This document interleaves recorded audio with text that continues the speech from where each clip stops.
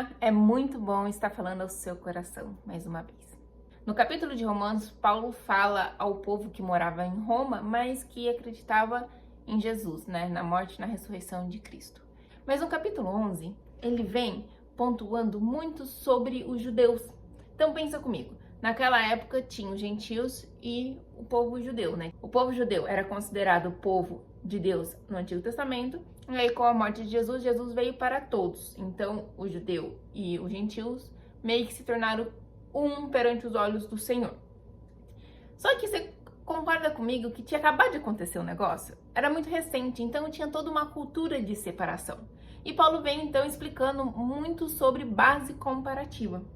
E dentro desse contexto de base comparativa, eu quero trazer 3 pontos aqui, porque hoje, no mundo de hoje, o que a gente mais vê são pessoas se comparando com outras de uma maneira indevida, ou pessoas se comparando, o dia a dia dela, a rotina pesada, com o que o outro posta de momento bom no Instagram.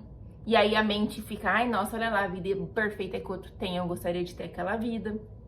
Enfim, no dia de hoje temos muitos pontos de referências externos a nós que gritam na nossa mente, compare-se, compare-se, compare-se. Então preste atenção, porque Paulo nos deixou 3 dicas sobre comparação em Romanos 11. E a primeira dica que ele traz é sobre filtrar o que entra na sua mente e no seu coração, pois as coisas que entrarão dentro de você serão base comparativa para a sua autoavaliação.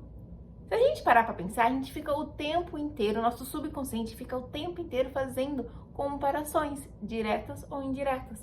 E se a gente alimenta, então, a nossa mente com a verdade, a nossa mente sobre quem Deus diz que somos, a nossa mente sobre as características de um filho de Deus, então, quando a gente faz a nossa autoavaliação, essas são as bases comparativas que temos.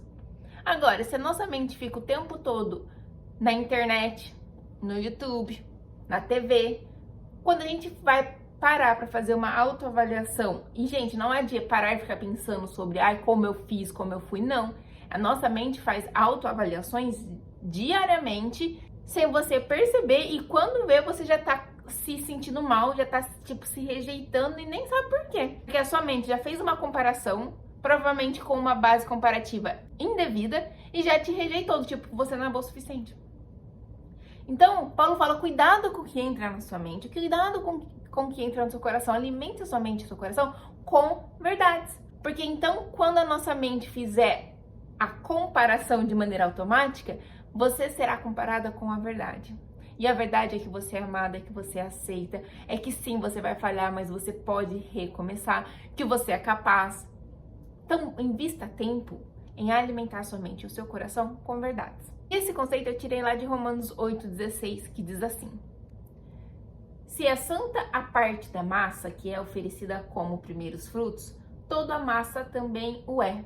Se a raiz é santa, os ramos também o serão.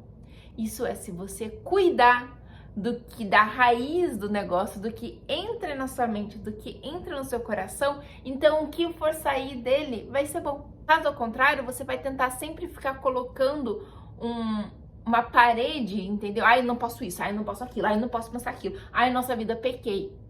Ficar sempre presa às paredes do não, não, não, ao invés de alimentar todos os sims, todas as verdades boas que Deus diz a seu respeito.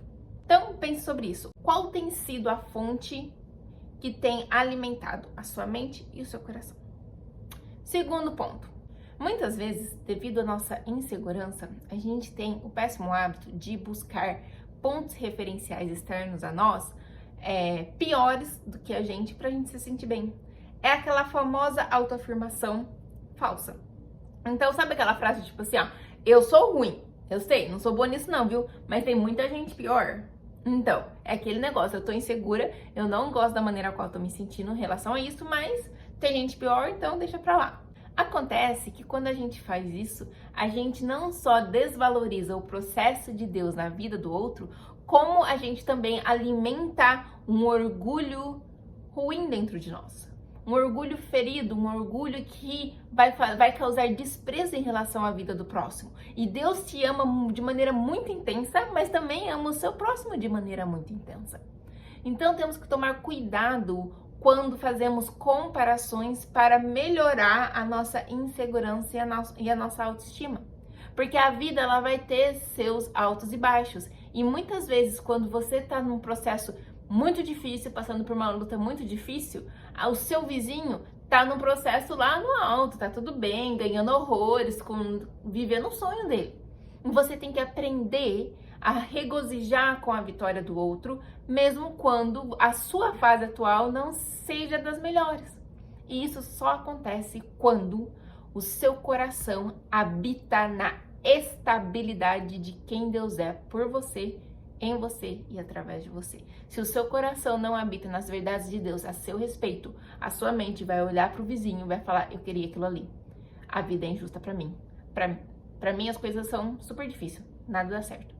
Isso é, a sua mente vai começar a acreditar em mentiras como se verdades fossem. E esse conceito eu tirei lá de Romanos 11, 17 e 18, que diz assim: se alguns ramos forem cortados e você, sendo oliveira brava, foi enxertado entre os outros e agora participa da seiva que vem da raiz da oliveira, não se glorie contra esses ramos. Se o fizer, saiba que não é você quem sustenta a raiz, mas a raiz a você. Então lembre que não é você que tem o controle de todas as situações da sua vida, não. A gente vai até um ponto, dali pra frente é Deus. E se Deus está permitindo algumas circunstâncias na sua vida, é porque há algo ali para você aprender, para você evoluir, há algo ali que vai te preparar para a sua próxima estação. Mas isso tem que estar muito latente no seu coração para que você não fique instável na base comparativa em relação à vida do seu vizinho. Então sempre lembre, não é você que sustenta a raiz, é a raiz que sustenta você. Não é você que vai sustentar quem Deus é. É Deus, em toda a sua grandeza, que sustenta o seu respirar. E terceiro ponto, a fé deve andar de mãos dadas com o temor. Muitas vezes, as pessoas que estão aqui me acompanhando já há mais um tempo, podem até testemunhar disso, que a fé, a vida investida em Deus, dá dentro de nós, encausa dentro de nós um sentimento muito gostoso de preenchimento, de completude, de esperança, de alegria, enfim, de várias coisas boas. E se a gente não tomar cuidado com o nosso coração, em temor a Deus, isso é, entendendo que isso tudo vem de Deus em nós e não do nosso merecimento, não de mérito próprio, o orgulho fica ali do lado. Fica um piscar. Então temos que tomar cuidado, sempre chegando até Deus em referência, entendendo que tudo vem dele, tudo é por ele e para ele. Então tome cuidado com a intenção do seu coração. Muitas vezes a gente busca, não, eu quero melhorar minha fé, quero melhorar minhas coisas com Deus e tudo mais, porque eu preciso ser rica, preciso ter as coisas, preciso nananana. Querida, hoje você precisa de uma coisa, alinhar a sua mente e o seu coração com a verdade que Deus diz a seu respeito. Dali pra frente, quando você estiver alinhado em tudo que ele diz a seu respeito, dentro da sua identidade como filho e filha de Deus, dali pra frente as coisas vão fluir. E por fim, gente, Paulo termina o Romanos 11 com uma canção muito linda e eu gostaria de ler aqui pra você. Ó profundidade da riqueza, da sabedoria e do conhecimento de Deus! Quão insondáveis são os seus juízos e inescrutáveis os seus caminhos! Quem conheceu a mente do Senhor? Ou quem foi o seu conselheiro? Quem primeiro lhe deu para que ele o recompense? Pois dele, por ele e para ele são todas as coisas. A ele seja a glória para sempre. Amém. Lindo, né, gente? Então, tudo é por ele, para ele. Não queira você ser conselheira de Deus. Não queira ser você aquela que fica dando palpite na vida dos outros. Não queira ser você aquela que usa de base comparativa inadequada para se reprovar, para se rejeitar. Não permita isso. Alimente a sua mente com verdades a seu respeito em tudo que a Bíblia diz que você é. E dali para frente, certamente, rios de águas vivas fluirão do seu lar, do seu coração, do seu emprego, tá bom? Então, vamos fazer uma oração? Senhor Deus, muito obrigada, Pai, porque o Senhor nos convida a acreditar no que o Senhor diz.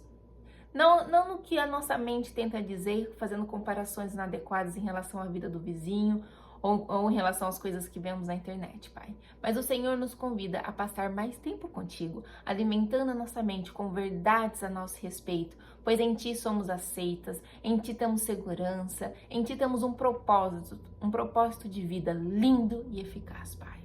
Senhor Deus, eu te peço que o Senhor abençoe e guarde a vida de cada pessoa aqui me assistindo, Senhor.